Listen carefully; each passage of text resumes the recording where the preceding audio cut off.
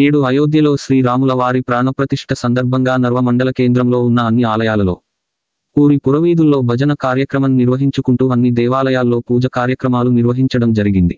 ఈ కార్యక్రమంలో హిందూ బంధువులు, భజన మండలి సభ్యులు, గ్రామ పెద్దలు తదితరులు పాల్గొన్నారు.